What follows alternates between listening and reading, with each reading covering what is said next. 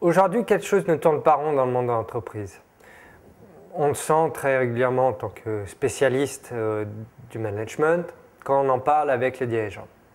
Ils nous évoquent souvent deux phénomènes. Le premier, qui est qu'aujourd'hui, ils ont énormément de difficultés à créer du collectif dans l'entreprise. Deuxièmement, ce qui est assez étonnant, c'est que les managers opérationnels, aujourd'hui, semblent fatigués de manager et ont tendance à se désengager de l'entreprise. Comment expliquer ces deux phénomènes? Premièrement, aujourd'hui, un manager opérationnel est évalué non plus sur un seul critère unique, mais sur 3 critères. Le premier critère, classique, qui vient de la révolution industrielle, était celui de l'efficacité. Est-ce qu'il atteignait ses résultats? Est-ce qu'il faisait en sorte que ses collaborateurs soient efficaces? 2 critères sont venus s'ajouter progressivement à celui de l'efficacité. Le deuxième est celui de l'éthique. De plus en plus, de fait d'une évolution sociale, on attend qu'un manager ait des comportements qui soient justes et équitables. Ce n'est pas toujours facile quand le manager opérationnel n'est pas le décideur, quand lui-même n'a pas eu le temps de s'approprier, par exemple, un changement stratégique.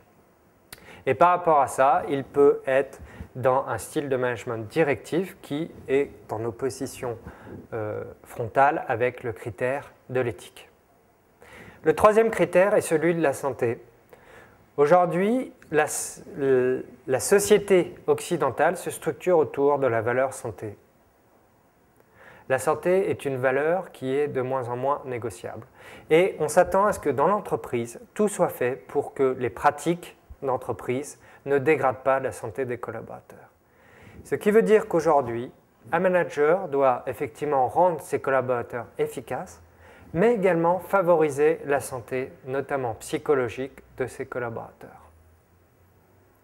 Vaste sujet, et de temps en temps, on peut se demander si le fait de manager n'est pas équivalent aux 12 travaux d'Hercule. Par rapport à ça, l'entreprise a également sa part de responsabilité. Elle doit proposer un parcours et une structure qui permettent à ses managers très régulièrement de pouvoir collectivement et individuellement prendre du recul sur leurs pratiques de manager et de pouvoir identifier quelles sont les bonnes solutions à trouver en fonction des contextes auxquels ils doivent faire face. Bien souvent, les managers ne font que des matchs et jamais d'entraînement. On sait bien ce qui arrive dans ce cas-là. Au bout d'un moment, on se blesse. C'est de la responsabilité des équipes de direction de mettre en place des véritables programmes et des véritables compétences au niveau des entreprises en termes de développement managérial. C'est ça qui favorise le collectif dans l'entreprise et qui favorise le fait d'avoir des managers opérationnels engagés.